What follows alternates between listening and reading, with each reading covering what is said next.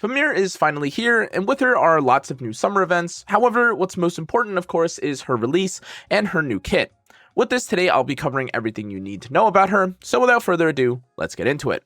To start, she is a limited 5-star Earth Mage, and she focuses entirely on PvP at the moment, but of course we could maybe see something in the future, PvE-wise, that has her attention otherwise.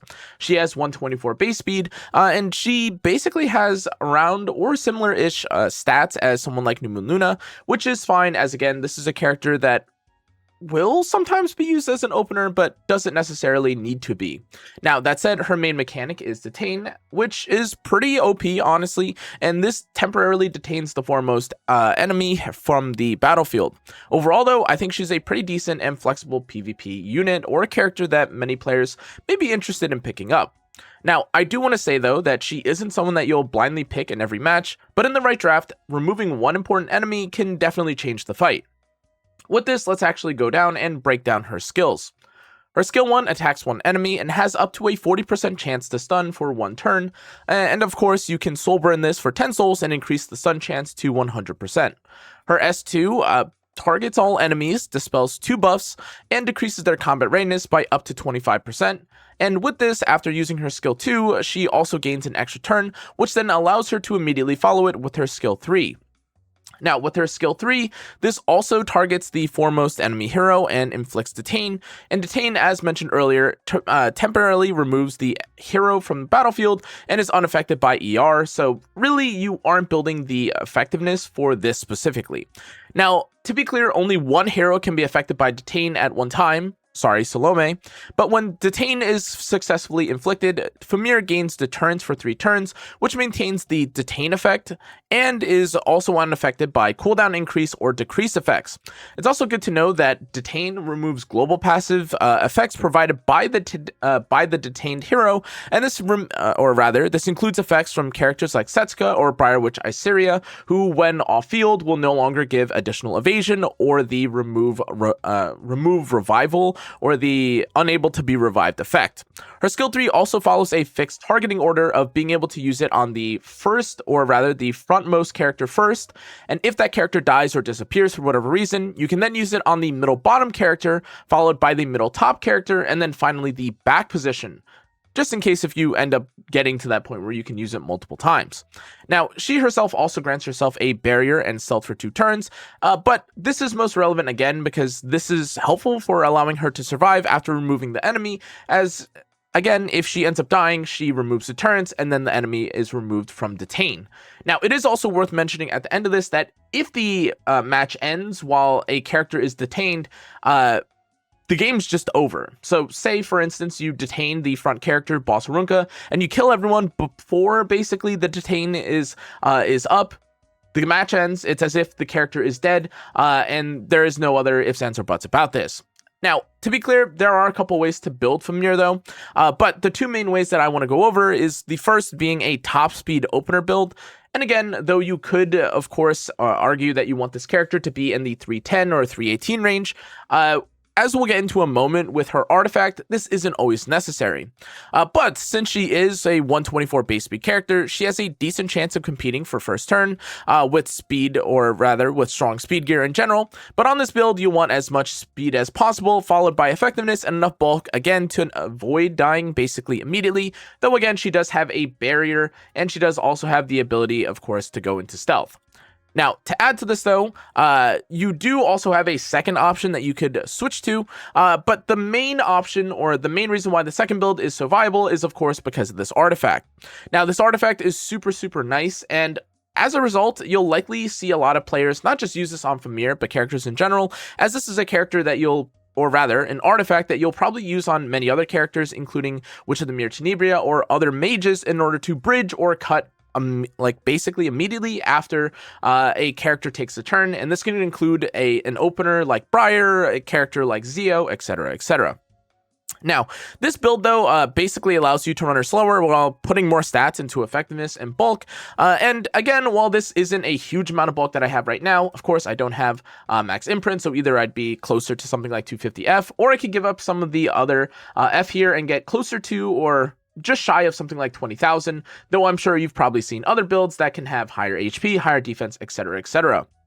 Now, effectiveness is pretty important though for landing the Dispel on her S2 if you're looking to guarantee a push turn back, or rather a combat readiness push back, while guaranteeing the turn rather for your team.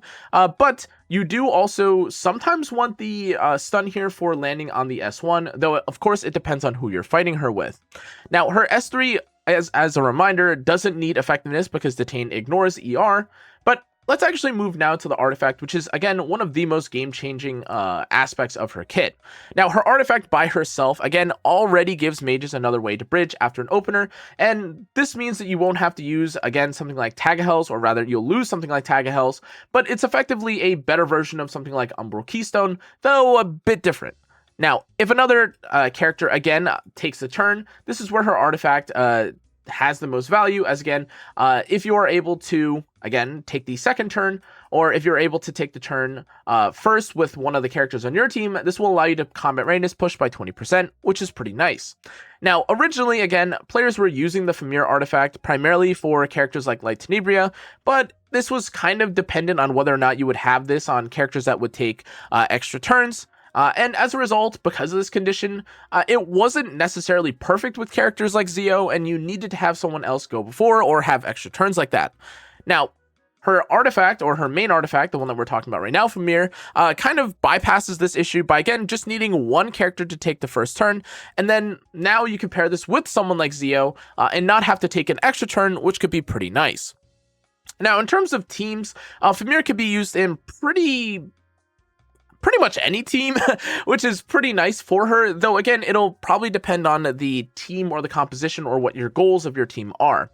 For turn 2, she could definitely be paired with characters like Boss Harunka, who you would imagine may be used used into or against Boss Harunka in order to remove or steal or remove this really insane passive that Boss Harunka has, where you're forced to target her. But using her together is also really nice, as again, it allows you to maintain the detain effect for longer. You could also use this character with someone like the Fumyr Biblis, who a lot of players are probably already going to be using, and even if you don't have someone like the Harunka, you're probably going to be using Fumyr Biblis anyways, but it does also mean that you could use them with characters like Salome, Salome or Yulha, both of whom are still pretty good and are more defensive and again pretty nice just in general as flexible, more versatile options for a team that you pick earlier on in a draft. Now, as for Cleave, you can, of course, use her with the most obvious characters, and this includes characters like Zio. You can also use them with characters like Renak, or even characters like the RNL here. Now, these characters, again, can trigger Refracted Desire and Bridge Fumyr pretty easily, but again, as a reminder, you could also build Fumyr herself as an opener, and for myself specifically, if I were to just slap all of my gear on her, or rather, if I slap it like this, she ends up being roughly in the she ends up being in the roughly 318 range, but still an okay amount of F, though not necessarily too much. Now, again, with these characters, or with a lot of these teams, the goal though is pretty simple. You want to push back or provide a bit of control to the enemy team by detaining one character, and then otherwise basically just being an occasional stun bot. But again, after she removes one character from the battle, she can then be followed by other characters too, including characters like Araminta, basically any of the other mages in the game that you find to be nice for debilitating or for stunning the enemy. But I actually found something pretty nice about her is that, especially if you're in something like Arena, or especially if you're in something like Guild War, if you can just detain one character, you do sometimes open up characters like Midnight Gala Lilius to target and one-shot things, which is something that I feel like players were kind of struggling with at times, especially if there was someone like a Boss Harunka on the enemy team, or for whatever reason you weren't able to, say, target characters as freely. Now, again, in terms of PvP, though, this character is pretty stacked. Again, she may not necessarily be a character that you pick on first or second or even third pick, but even as a situational fourth or fifth pick, this makes her pretty strong. When her S3 directly threatens the opponent's draft, she's, again, pretty much or going to likely force a ban from the enemy team, and she could also be already picked third in certain cases when you're using her as your opener, but again, this is pretty conditional and situational as opposed to a more broad and always pickable fourth and fifth pick. Now, again, again, she is currently a pretty decent PvP unit rather than something that you need to force into every match. But again, because the roster and the different drafts for epicseven right now are pretty spread thin and you can kind of play anything that you want, she is definitely someone that you should consider, especially if the enemy team is kind of trying to pocket or protect or force or I guess counter certain characters on your team, including characters like Salome from being able to copy or copy certain characters from your enemy team by picking someone like Boss Arunka, among other things, including again characters that will, or teams that will involve multiple stealth characters. This will allow you to again get rid of one character without much hassle. Now, as for PvE, again, this character is not super useful at the moment. A 40% or rather a 40% chance to stun, kind of not really relevant here. Of course, you do have a pushback, a dispel, and the extra turn here, which is okay, but there are definitely other characters who can add more to it. Detain, again, pretty much doesn't work for most content that you would expect. This is a pretty OP effect otherwise, which is fine. But that basically means that you're not going to find her much in any of the PvE content at the moment. Now, the current build that I have right now has her at around 280 speed though. And after reaching that, that speed threshold, I decided to focus more on basically reaching 200 effectiveness and then putting the rest into HP and defense. Now, as a reminder, she is a mage, so it's not necessarily the easiest to find as much HP as possible since most mages scale better with defense.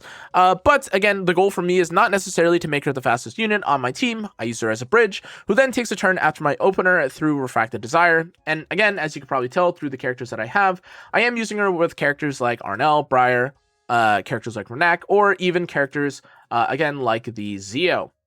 Overall though, in terms of her pros and cons, this list is pretty straightforward. There's not a whole lot to consider here. She's a decent answer, of course, to Boss Arunka. Detain is pretty OP as a concept, depending on, again, how important the frontline character is. But keep in mind, again, Detain only works on the frontline character, or if you kill the frontline character and then, have access to the cycling, or access to another character, depending on the positioning of the enemy. But again, depending on who the enemy team decides to quote-unquote sacrifice, this isn't necessarily something where you can just detain anyone on the field and remove a character from existence, like you're one-shotting them with someone like Strays or something. This is a character that is, again, kind of up to the enemy team to decide who they want to sacrifice, which makes them super, super relevant. Now, the effect, of course, also ignores ER, which is pretty OP in of itself, but the barrier and stealth are also pretty nice as it allows her to basically be protected in most cases and not get one shot. Now, with this, as for her other pros, she is pretty flexible in terms of build. You can build her fast, you can build her slow, and in the right draft, she's kind of a force ban, which is again, always nice, and if you could guarantee a 4 or a 5th ban, kind of like a DN versus or rather Ivana versus DN, or some sort of guaranteed force ban like that, it feels really nice as you're kind of able to ensure or understand or guarantee what you are going to have in a draft as your 4 top picks. Now, as for cons, though, she does also have a few. She struggles, of course, against someone like Moon Bunny. And the main reason for this is, of course, if you use the extra turn from her S2, this grants her skill nullifier and the skill effect nullifier, which actually doesn't let you detain. But as a reminder, you aren't necessarily forced to use the S2 here, and you could, of course, just use S3. Now, I do also want to remind you that not pressing this could lead to B-Dom cutting with Ivana's artifact, as a lot of characters currently, or a lot of Soul Weavers, are actually using this artifact to cheese or basically get ahead of other characters. I've seen this on basically every single Soul Weaver at some point in the game, so whether you choose to risk or run that gamble is completely up to you, but it is something that you need to consider when playing Fumyr. Now, again, if she doesn't get her first turn or get the first turn either, she can also be controlled before using her main skills. And while I would say that you could basically run her as somewhat of an ER bulk build, that doesn't necessarily guarantee you the turn, though there are definitely people that are going to take advantage of someone like an Eyes of the Abyss of Fumyr and run her on something like ER and then also have the ER card. All the shenanigans that you'd probably expect from some of the other build variations for Fumyr. Now, I do also want to say that the fact that your opponent can choose who you're going to remove from the battlefield is also a pretty huge downside, though, again, this is kind of a double-edged sword. Yes, your enemy team, or rather the enemy opponent, can throw away a character, but they are still throwing away a character. Like, make no mistake, there is basically -1 character on the field. Now, again, I do also want to mention that her value is also dependent on the enemy's positioning and whether the foremost hero is actually worth removing. But again, as it stands right now, -1 character is not necessarily the worst thing in the world, especially again, as it's basically a trade of one character for one character, with one of the characters also being able to stun or push back at the exact same time. Otherwise, though, she also kind of has lacking PvE capabilities. I'm unsure whether or not they'll add some sort of PvE content in the future where you need to do this, or whether you'll have a Hall of Trials where you need to detain one character, something along those lines. But otherwise, as a situational pick, she also won't fit every single draft, though I think she will definitely have some value in most drafts, especially if you just play around the fact that you're going to be, well, -1 enemy hero on the enemy team. And this can allow you, again, to make use of certain characters that are very powerful or, scale with a reduction or a minusing or a reduction of characters on the field. Now, otherwise, guys, I think Fumyr is a pretty solid PvP control character. She functions in a lot of different ways, of course, as a fast character or a bridge-ish character, not necessarily, I'd say, slow. But while she isn't necessarily a universal hero, especially in things like Guild War or PvP, this character is insanely strong, especially when you're able to target and pair them with other characters in the field. Now, I do also want to mention that if you detain a character, like, say, someone like Nodos, using his Blaze of Battle, or rather, when he has God's Might in the God of Battle, if you detain him and he comes out of it for whatever reason, having just pressed God of Battle, he does maintain this effect, and this is something that is maintained across the board, even for someone like Ainz Woolgown, which is, again, just something that I think is worth mentioning, or worth, again, knowing in case if you are trying to detain a character and accidentally let them go. Overall, though, I think she's pretty cool. I think she's definitely worth pulling for. I've had lots of success already with her in something like Arena, having tested and, moved around and kind of used her in a couple different ways. Again, this isn't a super difficult to function or pilot character. But I will say, okay, ignore these two. I was doing a little bit of testing. But aside from this, basically, if you can get rid of a single character from the team, whether that's someone like the Setsuka or whether that's someone like even Arnel, who can sometimes be difficult to target, it feels nice to detain a character, remove them, and then, say, be able to deal with the rest of the team, either with someone like Genesis Raz, cleaving them, or even locking up the rest of the team with someone like Ludwig. That's going to be it for today's video, though, guys. Thanks again for watching. I'll see you all next time. Stay safe, stay healthy. Good night.